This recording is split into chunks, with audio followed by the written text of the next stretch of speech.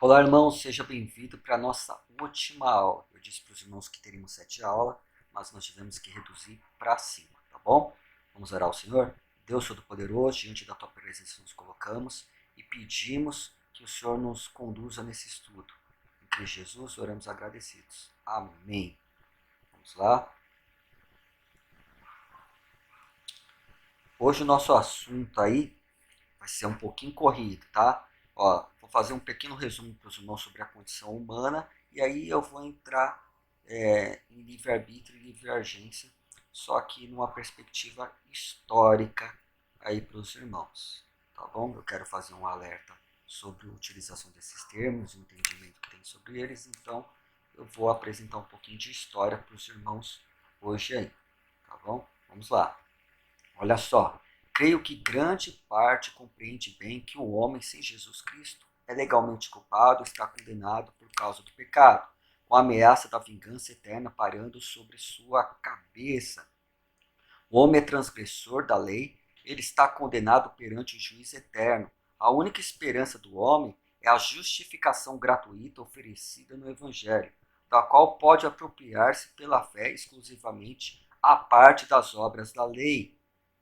Um Deus gracioso, o Pai de nosso Senhor Jesus Cristo, proveu uma justificação por intermédio de seu Filho, que não somente apaga e limpa nossos maus antecedentes de ofensas e transgressões, como também nos atribui uma perfeita obediência a toda a lei de Deus. O inferno não é mais uma ameaça para os filhos de Deus, lavados pelo sangue de Cristo. Mas o problema do homem é muito maior do que apenas uma questão legal. Há algo mais do que transgressão, culpa, ira, condenação, inferno. Muitíssimos evangélicos, nesse ponto, parecem não compreender a extensão da depravação humana. O homem tem um problema de coração, uma natureza pecaminosa e corrupta que controla a mente, afeições e vontade.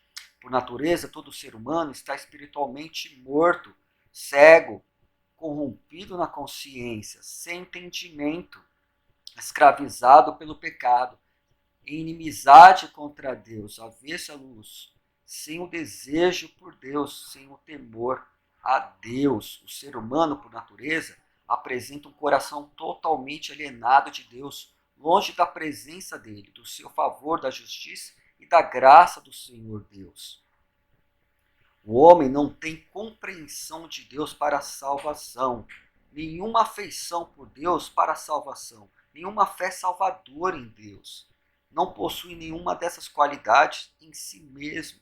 O homem é tão incapaz quanto não está interessado em aproximar-se do Deus da Bíblia nas condições determinadas por ele. E aí a gente entra na ideia de livre-arbítrio, tá? Aqui só foi um resumo bem de tudo que a gente já falou até aqui. Olha só o conceito que o Dicionário Popular de Teologia nos apresenta. Conceito segundo o qual as escolhas e ações humanas são autodeterminadas.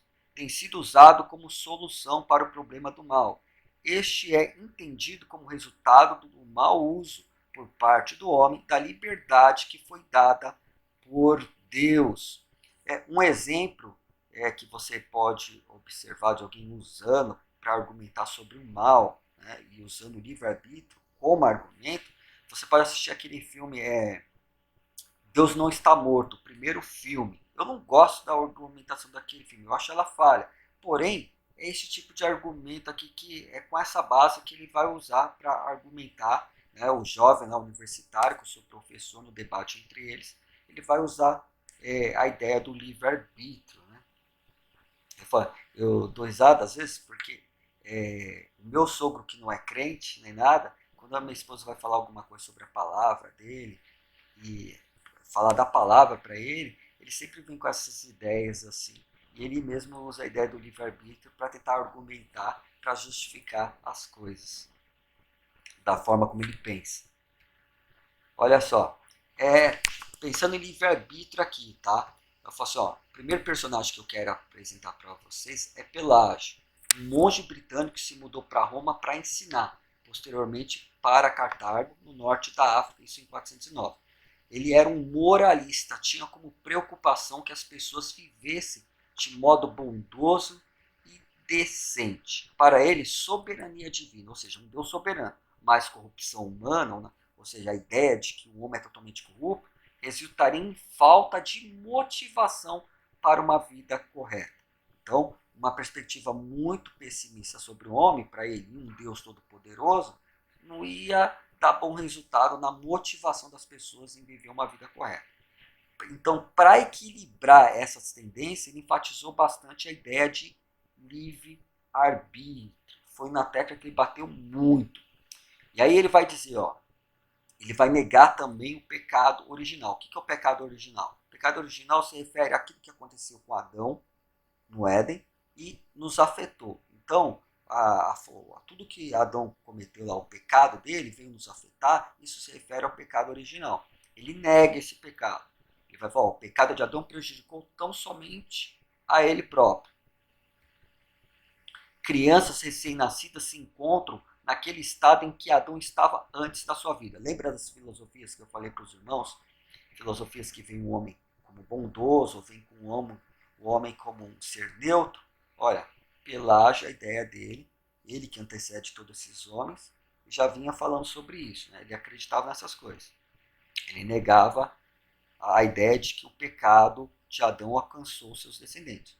Nem pela morte e pecado de Adão morre a humanidade, nem pela ressurreição de Cristo ressuscita alguém. A lei, assim como o evangelho, também leva ao reino dos céus. Lembra que eu disse? Aqui, ele é moralista. Então, para ele, era uma questão só de se cumprir regra. Adão, o pecado dele não nos afetou. Para Pelágio, Adão foi um mau exemplo. E aí o resto da humanidade seguiu o mau exemplo dele. Então, por isso que todos pecaram. É nesse sentido que depois todo mundo veio pecando atrás de Adão, mas não porque o pecado de Adão veio nos afetar. Ele nega, então, a ideia daquilo que eu já apresentei aos irmãos, de que o pecado de Adão nos alcançou, porque nós estávamos em Adão pecando. Ele nega todas essas coisas, ele nega a corrupção, ele nega que as crianças já nascem em pecado, ele vai dizer que elas nascem como se fosse uma tábua rasa, ou a ideia de que moralmente neutra, né, ou moralmente boas, e que em Jesus Cristo ninguém vai ressuscitar. Nós simplesmente, Jesus veio para dar o bom exemplo, da qual Adão falhou, agora Jesus vem, deu o bom exemplo, é só a gente seguir que vai dar tudo certo para a gente no final.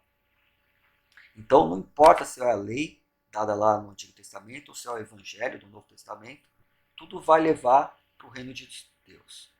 Antes da vida de Cristo já havia homem sem pecado, porque se eu já tenho a capacidade em mim, então eu posso fazer o que se espera. Se o pecado de Adão não teve efeito sobre os seres humanos, não há necessidade de uma obra especial da graça de Deus no coração do indivíduo. A graça de Deus para Pelágio era o livre-arbítrio. Então, quando ele falava de graça, ele estava se referindo ao livre-arbítrio. A graça que Deus deu foi o livre-arbítrio. Ele deu para todo mundo. Então, é só você exercer o seu livre-arbítrio que vai dar tudo certo. Tá? E aí, as leis que a gente encontra nas escrituras eram as regras, mas com o meu livre-arbítrio, você com o seu livre-arbítrio, você é plenamente capaz, a parte da graça de Deus, de cumprir tudo que está lá na Bíblia.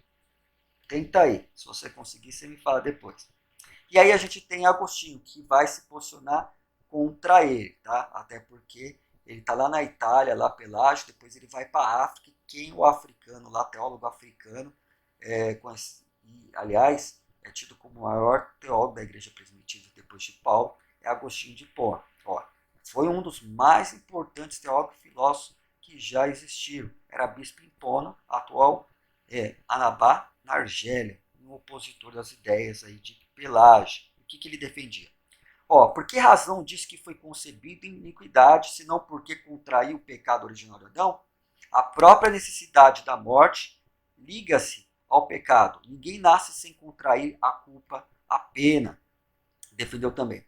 Na escolha equivocada daquele único homem, todos pecaram nele, visto que todos estavam naquele único homem, de quem todos, em face disso, derivam individualmente o pecado original.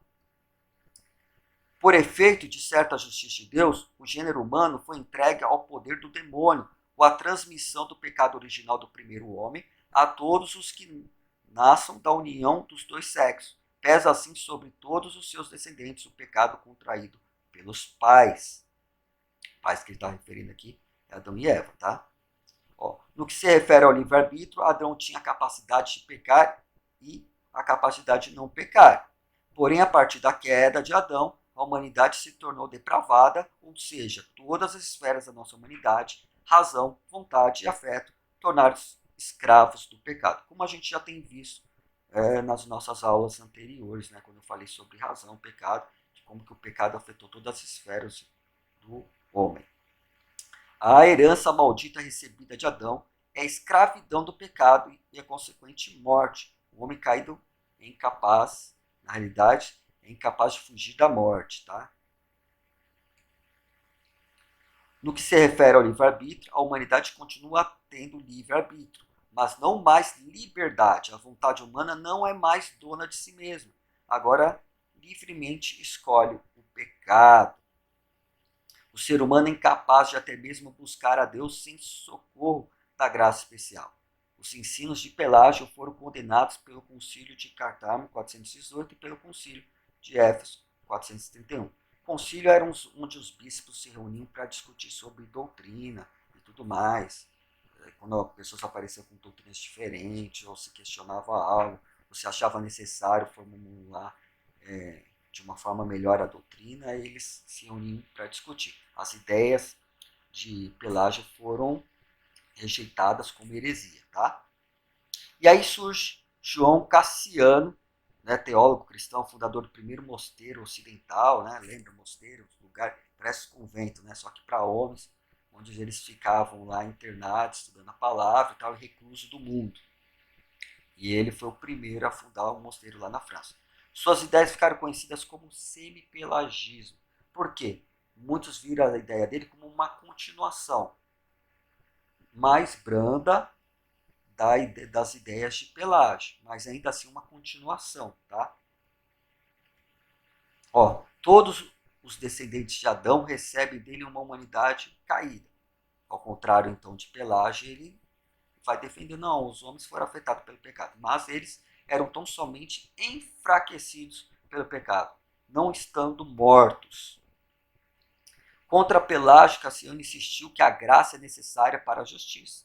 Essa graça, no entanto, é irresistível. Para ser efetiva, a vontade humana deve cooperar com ela. O homem toma a iniciativa, essa era a ideia dele, do homem tomar a iniciativa, e aí Deus completa o que é necessário.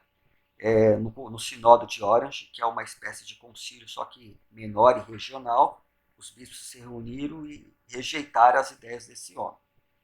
Porém, no período da Reforma Protestante, onde a Igreja Católica estava se sentindo ameaçada pela Igreja que estava surgindo, né, Lutero, Calvino e tudo mais, companhia, surge um homem chamado Erasmo, que ele defendia a reforma na igreja. Mas o que ele defendia na igreja, as reformas da igreja católica, é que ela parasse de vender indulgências para o povo e tudo mais. Indulgências, para quem não sabe, é que eles vendiam desde terreno no céu até pó do osso de supostos santos. Vendia de tudo. Não é muito diferente do que muitas igrejas fazem hoje, sabe? Com sal grosso e tudo mais. Esse tipo de coisa que eles faziam. Mas havia também muitas doutrinas que não tinha nada a ver com a Bíblia, que era ensinado pela igreja. E o problema dele para ele não era tanto isso. A questão dele era mais indulgência, essas coisas. Ele apoiava Lutero, mas ele não queria mostrar o rosto, não queria se posicionar. Porém, Lutero escreveu muito sobre, atacou muito a igreja católica e falou muito sobre salvação, falou sobre livre-arbítrio, depravação. E aí ele acabou se sentindo obrigado a se posicionar e ele se posicionou defendendo uma espécie de semi-pelagismo, tá? Não foi como Pelágio, mas ele defendeu um semi-pelagismo aí, tá? Ele vai escrever um artigo, pode-se dizer assim, chamado Libero Arbitrio Diablis e Vicolati, né? Sobre o livre-arbítrio, discursos ou comparações. Né? E aí ele faz uma defesa do livre-arbítrio, mas aí nos termos de atacando a reforma protestante, é claro, e nos termos do semi-pelagismo. Né? né, no que o semipelagismo defendia aí, tá?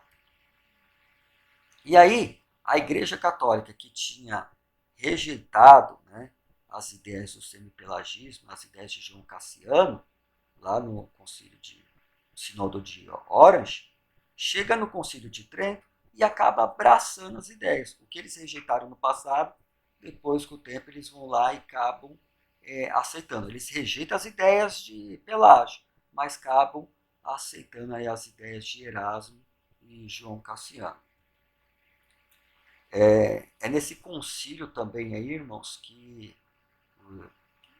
eles vão definir a questão da Inquisição. É nesse concílio também que eles vão dizer que o Papa é um ser infalível, como o Papa ele é infalível, né? Até porque Lutero tinha fixado na porta da catedral 95 teses contra a Igreja Católica, falando dos erros. E muitos desses erros eram dirigidos expressamente contra o próprio o Papa. Então eles sentiram aí eles a ter que afirmar que o Papa era um homem que não podia cometer erro. Tá? Ó, olha que vai falar lá. Ó.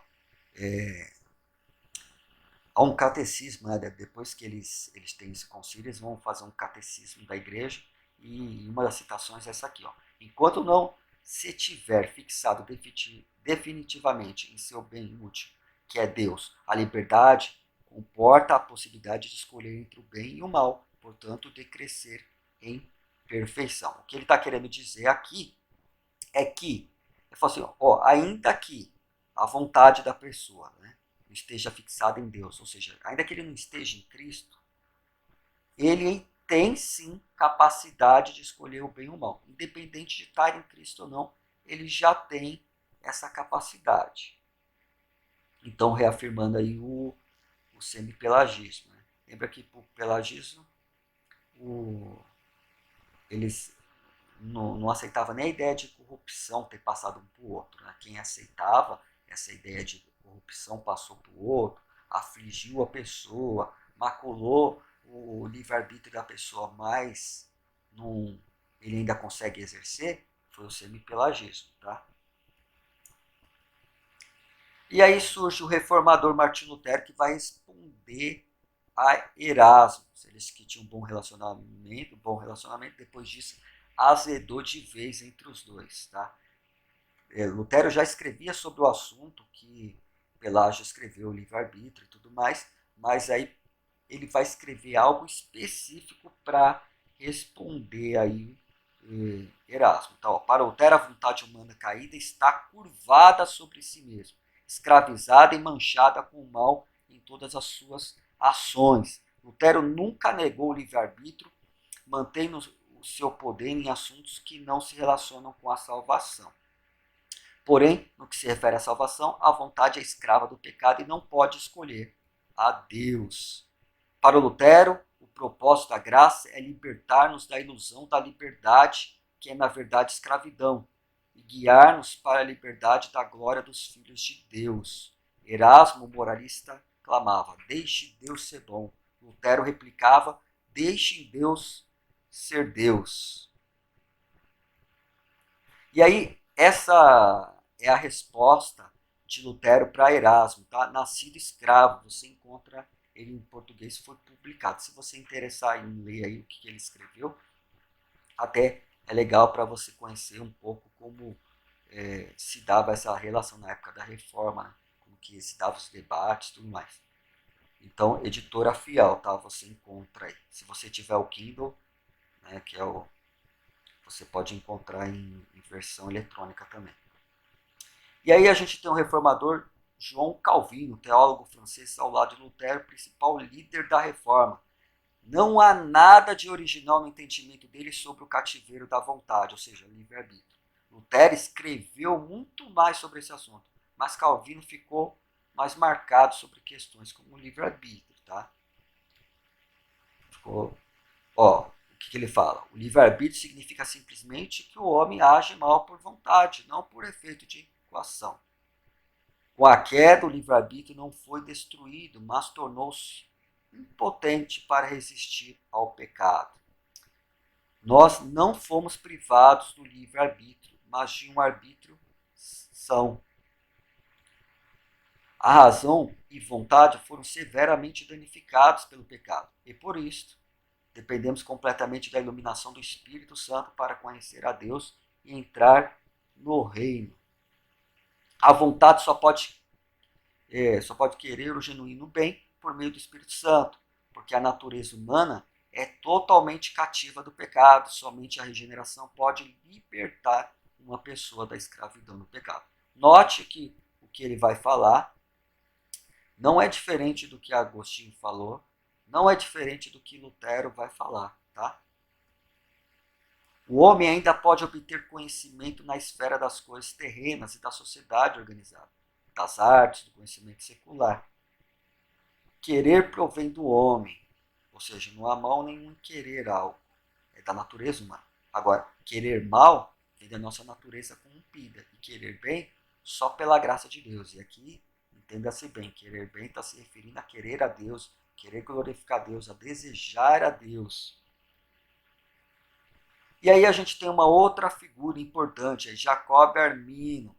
Ele foi um teólogo neerlandês e passou da igreja holandesa reformada. Ele vai modificar bastante as ideias de Calvino. Ele que foi aluno dele e ele vai fundar depois até uma escola para poder trabalhar essas questões.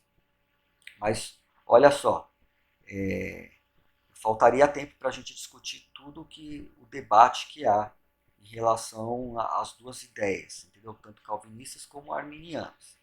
Porém, aqui o que nos interessa é a depravação total. E nesse aspecto não havia grandes alterações, não, tá? Não houve alterações significativas, pelo menos no começo. Ó o que ele fala, coloquei citações diretas dele aqui, tá? Para não falar que é uma interpretação do que ele diz, tá? A respeito da graça e do livre-arbítrio, ensino conforme as escrituras e o consentimento ortodoxo. O livre-arbítrio não tem a capacidade de fazer ou aperfeiçoar qualquer bem espiritual genuíno sem a graça, para que não se diga que eu, assim como Pelágio, cometo uma falácia, ou seja, erro, em relação à palavra graça. Esclareço que com ela me refiro à graça de Cristo, que pertence à regeneração. Afirma, portanto, que a graça é simples e absolutamente necessária para a iluminação da mente, para o devido controle das emoções e para a inclinação da vontade ao que é bom. Ele quis bem diferenciar o que ele pensava do que o Pelágio falava, né? Por isso que ele fala assim, a palavra graça, ele vai esclarecer o que ele está querendo dizer por graça, né? Lembrando que Pelágio, graça para ele era simplesmente o livre-arbítrio, da qual todo mundo tem. Ele ainda vai dizer, ó, confesso que a mente do homem natural é carnal, obscura, escura, e que suas afeições são corruptas e moderadas, que sua vontade é obstinada e desobediente, e que o próprio homem está morto em pecado. Armínio não apenas afirmou a escravidão da vontade, mas também insistiu em que o homem natural, estando morto no pecado, existe um estado de inabilidade moral ou impotência. Porém, há uma diferenciação. Onde ele diferencia do que Calvino diz, né? Ó, a graça é uma condição necessária para a salvação, mas não uma condição suficiente para a mesma. Ela, graça, capacita o homem a submeter-se a Cristo, mas não necessariamente a desejar, pois o consentir com a graça é obra do homem, que agora tem o poder de cooperar ou não com ela. Então, o que ele está querendo dizer? Ele fala assim, tanto ele, né, as ideias dele, como as de Calvino, era de que Lutero e tudo mais, e é que Deus precisa conceder graça ao homem para que ele seja capaz de se voltar a Deus, de desejar a Deus. Só que ao contrário de Lutero, ao contrário de Calvino, Armino vai dizer que ela capacita o homem a fazer isso. Ela dá condições dele fazer, mas não garante. Não garante que ele vai fazer isso. Porque quem tem que agora exercer, né, essa vontade, ele coloca de um jeito parecendo que o outro está dizendo que não se exerce a vontade. Ele fala assim, tem que ser o homem. Né? O homem que tem que consentir com essa graça e desejar. Então o que ele está querendo dizer é que a graça da parte de Deus vai capacitar ele escolher o que é bom, mas não significa que o homem vai escolher. Já Lutero, Calvin entendia que a graça dada por Deus nesse momento resultaria sim em salvação da pessoa, porque a pessoa ia escolher o que é bom. Já Arminio não. E aí, o arminianismo posterior diminuiu a gravidade dos efeitos do pecado sobre a natureza humana, ao afirmar que o homem tem a capacidade de fazer escolhas livres, mesmo após a queda. Eles acabaram por negar a imputação do pecado de Adão e sua posterioridade. Com isso, eles estavam dizendo que a corrupção passou para os descendentes de Adão, mas não a culpa. Aí eles começam, aqueles que seguiram as ideias de Jacob Arminio, começam a alterar o que ele disse. Tá bom? Lembra que ele afirmava a depravação total. Agora já vem pessoas depois dele, que era discípulo dele, negando o que ele disse. A gente vai ter ainda um evento aí que ficou marcado na história, que é os 5 artigos dos remonstrância, da remonstrância, né, que foram composições teológicas apresentadas em 1610 pelos seguidores de Jacob Arminio, que morreu em 1609, as quais discordavam das interpretações do ensinamento de João Calvino, então vigente na Igreja Reformada Holandesa. Os artigos foram divisórios e aqueles que os apoiaram foram chamados de remonstrantes. A resposta calvinista ficou conhecida como 5 pontos calvinistas, e os remonstrantes e os que seguiram a teologia de Arminio ficaram posteriormente depois conhecidos como arminianos. Tá? Quando eles apresentaram esses artigos, o primeiro artigo, que era depravação total, estava lá. Eles ainda defendiam a depravação total. A questão é que, posteriormente, eles acabaram cada vez mais se distanciando da teologia do que Jacob Arminio ensinou. Por isso que se fala em arminianismo original, primordial, entendeu? Por conta disso. Porque aqueles que o seguiram na sua teologia começaram a se distanciar dessas ideias. Não poucos, aliás, ainda que usasse por fora, se declarasse como arminianos, começaram a ensinar um semi-pelagianismo. Tá bom? Olha só a igreja. A disputa calvinismo e arminismo dividiu a igreja. Por conta disso, muitas denominações supriram de suas declarações sobre livre-arbítrio, entre outros assuntos controversos. Então, assuntos controversos como livre-arbítrio começaram a ser tirados das declarações de fé. Com medo do quê? De que um pastor assina, outro não assina, e aí o pessoal não ia conseguir a união que queria. As igrejas poderiam se dividir, né, as que não se concordassem. Então, as confissões começaram a ser muito maleáveis nessa questão, escrever de um jeito que não ofendesse nenhum dos dois lados. Só que isso trouxe problema. Ainda que se entenda que a razão por trás disso é importante frisar que abre brecha para a heresia. Por exemplo, às vezes se acusa os calvinistas de falar muito sobre esses assuntos, mas é que a sua teologia ela acaba sendo prejudicada se eles não tocam no assunto. Por quê? Porque humanistas falam sobre livre-arbítrio, arminianos falam sobre livre-arbítrio, pelagianos, semi-pelagianos, só que semi-pelagismo, humanismo, né? Não são visões bíblicas, não são visões aceitáveis. No meio evangélico, a igreja só reconheceu 2 visões, ou arminiana ou calvinista. Semipelagismo é heresia. O pelagismo ainda mais.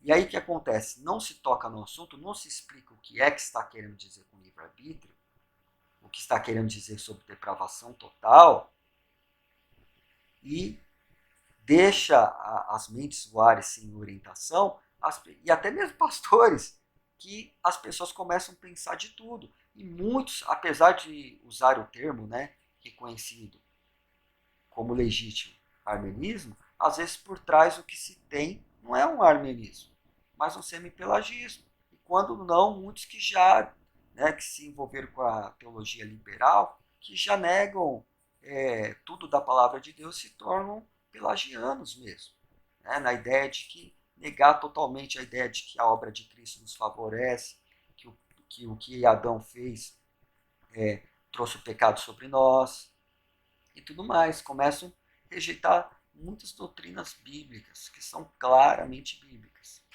Esse é um problema aí. Ó. O termo livre-arbítrio, por ser usado por humanistas, ó, é o que eu disse. Ó, crentes, descrentes, sendo cada um dando um sentido diferente, também acaba sendo uma brecha. Né? E é por isso que eu, particularmente, eu prefiro o termo livre agência, tá?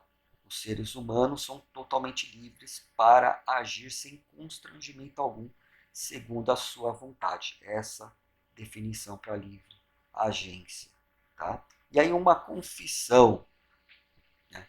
Quero apressar-me em dizer que o homem, né, como criatura, é uma criatura de escolhas, tendo sido divinamente dotado com uma vontade para escolher. Isto é inquestionável. Por toda a Bíblia, as pessoas escolheram obedecer a Deus ou não obedecer a Deus, receber ou não a Jesus Cristo. Insistimos com elas para que se curvem diante de Deus, da palavra de Deus. Nós os advertimos de que precisam de Cristo.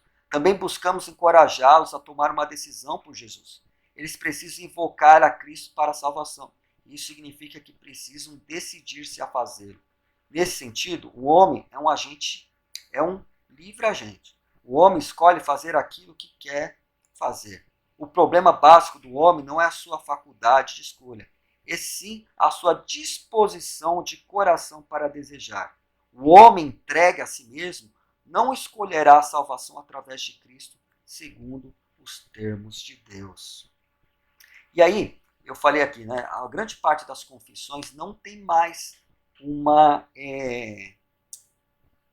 na sua declaração falando sobre livre-arbítrio. Então eu coloquei aqui a mais famosa declaração dos batistas, que é a Confissão de Fé Batista de 1689. Ela foi base para as confissões que chegaram nos Estados Unidos. A Confissão da Filadélfia, que foi a primeira a ser redigida nos Estados Unidos, ela era uma cópia da Confissão de Fé Batista de 1689. E olha o que ela fala aqui. Eu vou falar bem rapidinho aqui, porque a gente precisa terminar.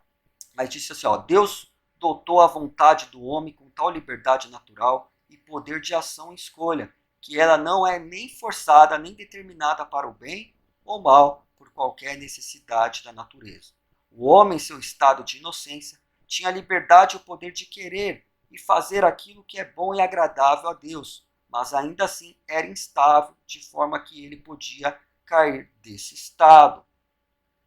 O homem, por meio de sua queda, em um estado de pecado, perdeu completamente todo o poder da vontade quanto a qualquer bem espiritual que acompanha a salvação. Assim como um homem natural inteiramente adverso a esse bem e morto em pecado, não é capaz, por sua própria força, de converter-se e preparar-se para isso. Quando Deus converte um pecador e o transporta para o estado da graça, ele o liberta de sua natureza, natural escravidão ao pecado, e por sua graça o habilita a livremente querer fazer aquilo que é espiritualmente bom. Ainda assim, de modo que, em razão de sua corrupção remanescente, ele não o faz perfeitamente, e não apenas deseja o que é bom, mas também o que é mal. A vontade do homem é feita imutável e perfeitamente livre para o bem somente apenas no estado da glória. Ou seja, nossa vontade só vai ser totalmente restaurada quando a gente não tiver mais esse corpo em pecado, quando Deus já nos tiver glorificado junto a Ele. Tá? Eu não peguei aqui a nossa confissão, porque a nossa confissão não faz nenhuma declaração. Né? A nossa confissão, como eu disse, ela é uma cópia da Declaração de New Hampshire, e essa declaração ela foi escrita de uma forma para que calvinistas e arminianos pudessem estar juntos, tá? No mesmo grupo, quando ela foi constituída. Então, é isso que eu tinha para vocês. Agradeço a oportunidade. Só colocar aqui, deixar claro a posição da nossa igreja, que eu vi o pastor Marcelo, segue o arminismo, tá bom? Se você ficou com alguma dúvida, pode me procurar ou procurar o pastor, tá bom? Para entender melhor a posição da igreja, tá? E eu coloquei aqui de uma forma e procurei apresentar fielmente cada um dos pensamentos, tá? Mas eu deixo claro aqui que o meu posicionamento segue a Confissão Batista de 1689, tá bom? Fica com Deus e até a próxima oportunidade que Deus nos conceder.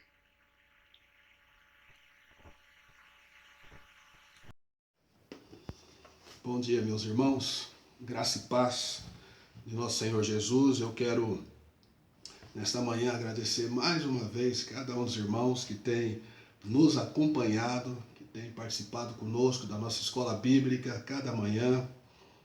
E hoje quero agradecer ao irmão Marcelo pelos estudos da Palavra de Deus. Eu tenho certeza que você que participou aprendeu muitas coisas boas, né, da palavra, e que você possa aplicá-la no seu coração, tá? Próxima semana, então, nós iniciaremos um próximo módulo falando sobre vida cristã, tá? E teremos como professores o irmão José e a irmã Sandra. Eu tenho certeza que eles serão grandemente usados por Deus para abençoar a sua vida, para encher o seu coração das verdades do Senhor, tá ok? Hoje à noite teremos o nosso culto, tá? Então participe conosco, às 19 horas estaremos no templo aqui, a equipe que tem se reunido, e não queremos promover aglomeração, né? Mas estamos preparados para receber os irmãos que virem, quiserem estar conosco, então aqui mantendo, né, o distanciamento, mantendo todas as regulamentações, mas também mantendo o nosso culto ao nosso Deus. Então hoje, às 19 horas, tá? Eu tenho certeza que a palavra do Senhor irá falar ao seu coração. O nosso pregador será o nosso irmão obreiro, o irmão Ricardo, e eu sei que Deus vai usá-lo grandemente para abençoar a sua vida. Amém? Hoje de manhã eu quero deixar um texto da palavra de Deus, do Salmos 112. Salmos 112. O salmista diz assim: Louvai ao Senhor, bem-aventurado o homem que teme ao Senhor, que em seus mandamentos tem grande prazer. E sua descendência será poderosa na terra. A geração dos justos será abençoada. Fazenda e riquezas haverá na sua casa, e a sua justiça permanece para sempre. Aos justos nasce luz nas trevas. Ele é piedoso, misericordioso e justo. Bem irá ao homem que se compadece e empresta. Disporá as suas coisas com juízo. Na verdade que nunca será abalado. O justo ficará em memória eterna. Não temerá maus rumores. O seu coração está firme, confiando no Senhor. O seu coração, bem firmado, não temerá, até que ele veja cumprido o seu desejo sobre os seus inimigos. É liberal, dá aos necessitados. A sua justiça permanece para sempre, e a sua força se exaltará em glória. O ímpio verá isto e se enraivecerá, rangerá os dentes e se consumirá. O desejo dos ímpios perecerá. Que Deus abençoe a sua palavra. O Salmos de número 112, ele nos traça um retrato do homem justo. Quem é o homem justo? Não é? Aquele que já aprendeu a temer ao Senhor. Né? O salmista começa mencionando aqui: louvai ao Senhor, bem-aventurado o homem que teme ao Senhor. E aí ele descreve então este homem. O Salmo 112 é considerado um salmo didático. Né? Didático por quê? Porque nos traz muitos ensinamentos. Né? E o ensinamento desses salmos principal é justamente este, né? Este retrato de um homem que teme ao Senhor, de um homem justo. E como é este homem? Qual é o retrato deste homem justo? Né? O salmista, do verso 1 a 3, ele demonstra que este homem é bem-aventurado. Tá? Então ele fala que é bem feliz o homem que teme ao Senhor e descreve a sua casa, né? Os seus filhos, a sua descendência. tá? Ele é bem feliz. Então, feliz é aquele que teme ao Senhor, tá? Que tem o temor do Senhor como o princípio do seu saber.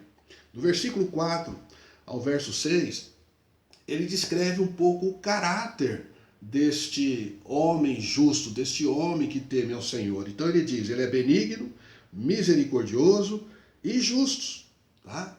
Bondoso, misericordioso e justo é este homem que teme ao Senhor, tá certo? É o seu caráter, a sua pessoa.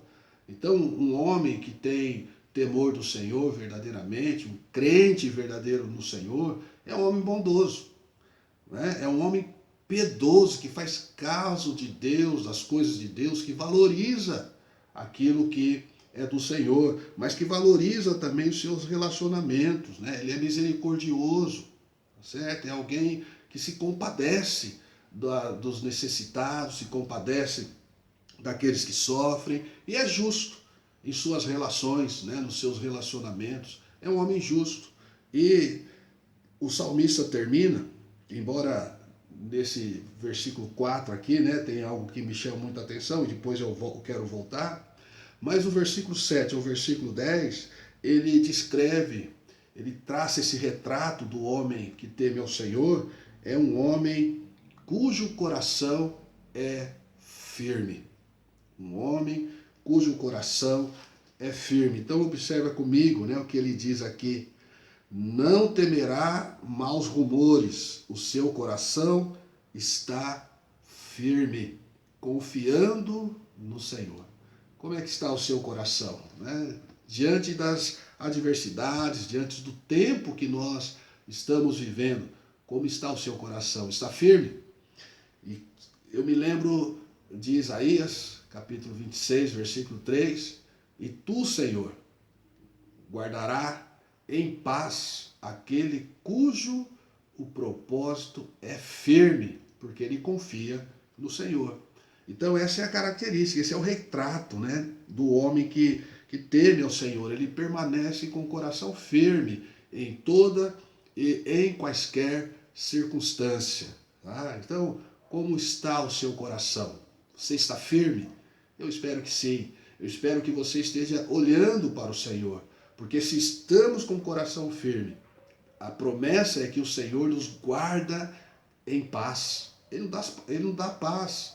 Ele nos dá serenidade em meio a essas adversidades, né? Essa turbulência que nós estamos vivendo.